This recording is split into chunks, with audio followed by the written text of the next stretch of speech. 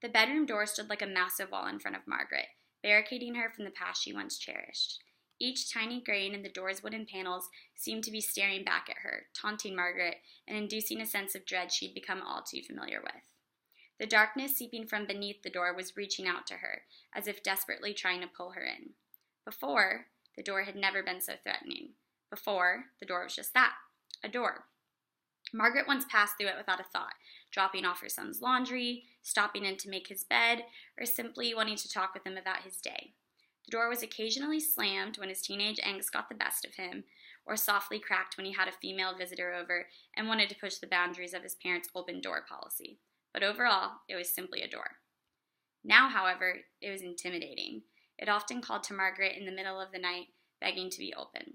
She tried to steer clear of the door, unsure if its calls would trick her into opening the portal to endless anguish and grief. Nonetheless, Margaret now found herself standing in front of the door. Hands trembling, she reached for the handle and slowly turned it.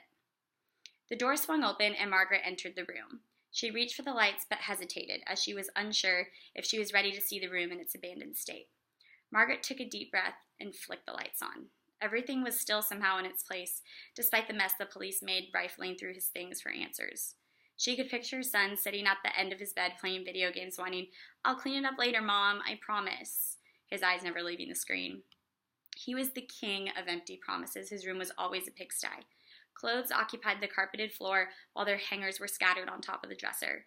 An empty pizza box protruded from beneath his bed, and rogue footballs claimed their spots along the perimeter of the room. In one corner was his guitar.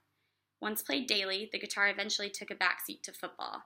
Its abandonment was obvious. The strings were missing, and the wood was coated with a thick layer of dust. In that moment, there was nothing Margaret wanted more than to hear its sweet chords echo through the home as they used to. She collapsed on the bed and reached for a pillow, desperate for his scent.